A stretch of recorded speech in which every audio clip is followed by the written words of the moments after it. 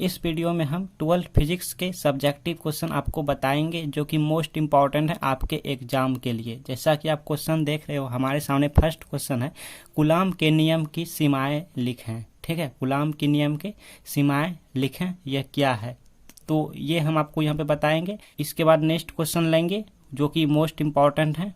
और ऐसे ही बहुत सारे इंपॉर्टेंट वीडियोज देखने के लिए आप प्लेलिस्ट पे जाएं, होम प्लेलिस्ट पे जाएंगे तो वहाँ पे बहुत सारे इंपॉर्टेंट वीडियोज मिल जाएंगे, आप देख लेंगे उन सभी को। मैथमेटिक्स के रहेंगे एंड फिजिक्स के रहेंगे तो आप उन सभी वीडियो को देख लेंगे जो कि इससे प्रीवियस वीडियो हैं, सो आप उनको भी देख लेंगे। देखिएगा हमारे सामने क्वेश्चन क्या है, कूलाम के नियम की सीमाएं लिखें।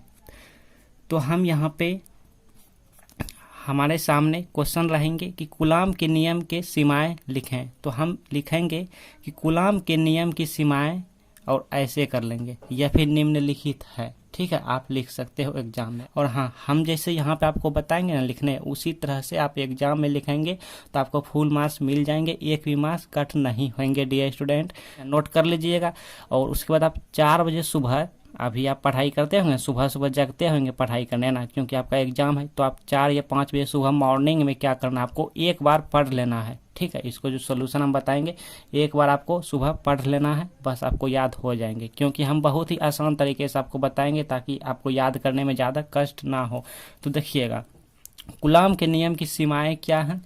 हाँ, क्योंकि बहुत सारे स्टूडेंट को लगने लगते हैं कि इतना बड़ा हो गया, इतना ज़्यादा याद कैसे करेंगे। हाँ, ये सब स्टूडेंट के मन में प्रश्न आते हैं, मतलब चलते रहते हैं दिमाग में। तो आपको ऐसा बिल्कुल भी नहीं सोचना। देखिए बहुत ही आसानी से हम बताएंगे आपको, ताकि याद करने में ज़्यादा आपको टाइम भी ना लगे और ज़्यादा माथापच्ची भी ना हो। तो देखिए यहाँ पे फर्स्ट में आपको लिखना है कि हम लिख लेते हैं पहले।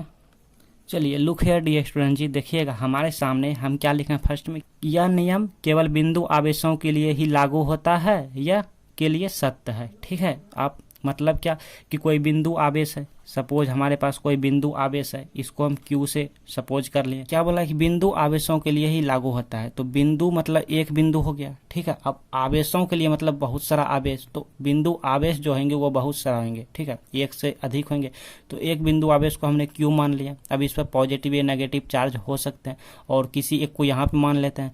तो यहाँ पर अगर हम नेगेटिव ले लेते हैं या पॉजिटिव या नेगेटिव किसी एक पे हो सकता है। ठीक है, तो इन दोनों के बीच में जो यहाँ पर जो बल लगेंगे वो बल हमारा कहलाएंगे कूलम्स लॉ। ठीक है, कूलम्स के नियम के अनुसार यहाँ पे बल लगेंगे। तो यही हमें कह रहे हैं कि यह नियम केवल बिंदु आवेशों के लिए ही सत्य है। ठीक है, आप 4 बजे सुबह पढ़ेंगे तो आपको याद हो जाएंगे। और हाँ, हम आपको बता दें, अगर आप ये सोच रहे हैं कि ये बहुत बड़ा हो गया, मतलब बहुत ज़्यादा हमने लिख दिया, 2 लाइन का हो गया, तो आपको ये सब नहीं सोचना, क्योंकि बहुत सारे स्टूडेंट के मन में ये सब आते हैं।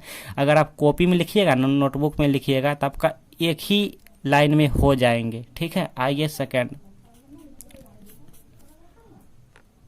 लुक हियर डियर स्टूडेंट जी, देखिएगा अगर आप ये वाला याद कर लेते हैं तो आपको ये भी याद हो गए होंगे। क्यों? क्योंकि देखिए दोनों सेम है। यह नियम का मतलब समझ रहे हैं ना, यह का मतलब हुआ कि कूलाम के नियम, यह नियम मतलब हुआ कूलाम के नियम अस्थिर आवेशों के लिए ही सत्य हैं। मतलब यहाँ पर बिंदु की जगह पे अस्थिर हो गए हैं, समझ रहे हैं ना। तो ये और ये अभी आपको याद हो गए होंगे, क्योंकि यहाँ पे बिंदु हैं तो यहाँ पे अस्थिर हैं, मतलब एक तीर से 2 निशाना। ठीक है, अब आइए next, look here dear student जी, देखिएगा हमारे सामने थर्ड है यह नियम मतलब कूलाम के नियम 10⁻⁻15 m मतलब होता है मीटर। ठीक है, मीटर से कम दूरियों पर लागू नहीं होता है।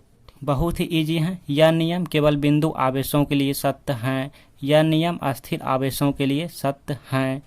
ये दोनों सेम है, बस यहाँ पे बिंदु हैं तो यहाँ पे अस्थिर हैं, और यहाँ पर है यह नियम 10⁻⁻15 मीटर से कम दूरियों पर लागू नहीं होता है। बस इतना ही आपको एग्जाम में लिखना है और अपने नोटबुक में लिखना है, इतना ही, क्योंकि ये क्वेश्चन 2 मार्क्स के रहेंगे, 2 अंक के रहेंगे, तो इतना काफ़ी है। ठीक है, और ये याद करना कोई बड़ी बात नहीं है। यहाँ पे बिंदु है तो यहाँ पे अस्थिर, मतलब दोनों याद हो गए हैं।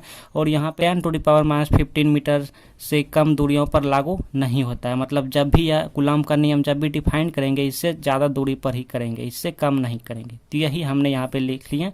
आपको क्या करना, आप इसे नोटबुक में लिखिए और 4 या 5 बजे सुबह मॉर्निंग में एक बार पढ़ लेना है, बस ये क्वेश्चन हमारा कवर हो जाएंगे। आइए नेक्स्ट क्वेश्चन देख लेते हैं जो कि मोस्ट इम्पॉर्टेंट है, आपके एग्जाम में आएंगे। Now look here dear student जी, देखिएगा हमारे सामने नेक्स्ट क्वेश्चन है, आवेश के संरक्षण का सिद्धांत क्या है यह लिखें। ठीक है, जो कि मोस्ट इम्पॉर्टेंट है, एग्जाम में आते हैं, आपके भी एग्जाम में आएंगे आवेश के संरक्षण का सिद्धांत लिखने। तो आप लिखेंगे कि आवेश के सिद्धांत का संरक्षण देके और यहाँ पर ऐसे कर लेंगे आप, ठीक है, या फिर निम्नलिखित है, और यहाँ पर लिखिए, ऐसे लिखना, आप मेरे जैसा लिखिएगा, ठीक है। वैसे आप लिख सकते हो, यहाँ पे लैंग्वेज में लिख सकते हो यहाँ पे, लेकिन हम क्या करेंगे, स्टेप बाय स्टेप लिखेंगे ताकि आपको याद करने में बहुत ही आसान हो। तो देखिएगा, सबसे पहले नंबर 1 बाय नंबर 1 इसीलिए हम लिख रहे हैं कि आपको याद करने में भी आसान हो। तो हम नोट कर लेते हैं ताकि वीडियो ज़्यादा लंबी ना हो।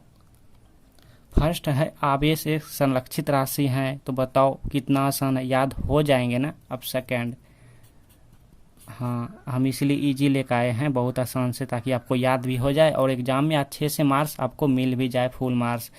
अब यहाँ पे इसे का मतलब समझ रहे हो ना, इसे का मतलब आवेश के संरक्षण, ठीक है। आवेश के संरक्षण को लुक हियर डियर स्टूडेंट जी, देखिएगा हमारे सामने सेकंड है, इसे ना तो उत्पन्न किया जा सकता है और ना ही नष्ट किया जा सकता है। बस आपको इसमें इतना ध्यान रखना है कि यहाँ पे कोमा देना है, मतलब यहाँ पे पढ़ते टाइम यहाँ पे रुकना होगा, हल्का सा ब्रेक लेंगे यहाँ पे, फिर और ना ही इसे नष्ट किया जा सकता है, मतलब ना तो इसे उत्पन्न किया जा सकता है और ना ही इसे नष्ट किया जा सकता है। इसे का मतलब आवेश के संरक्षण को, ठीक है, आवेश के संरक्षण को ना तो उत्पन्न किया जा सकता है और ना ही इसे नष्ट किया जा सकता है, ठीक है। अब next, now look here dear student जी, देखिएगा हमारे सामने थर्ड है, इसे एक वस्तु से दूसरी वस्तु में कन्वर्ट किया जा सकता, मतलब इसे एक वस्तु से दूसरी वस्तु में स्थानांतरित किया जा सकता है। स्थानांतरित मतलब इंटरचेंज करना, यानी बदलना, ठीक है, एक दूसरे से अदला बदला किया जा सकता है।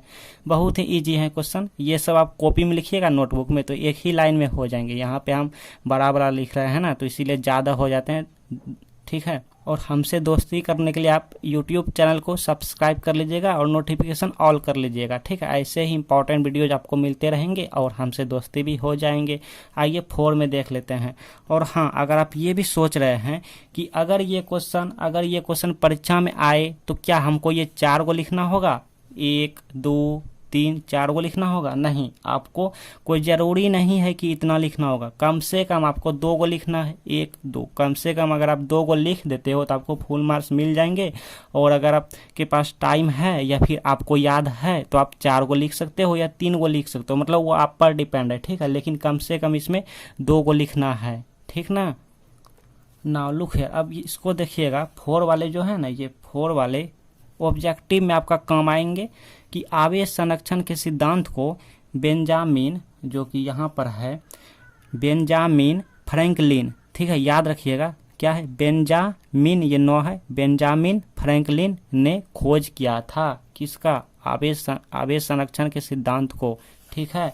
आवेश संरक्षण के सिद्धांत को किसने खोज किया था, किसने आविष्कारक प्रतिपादित किया था?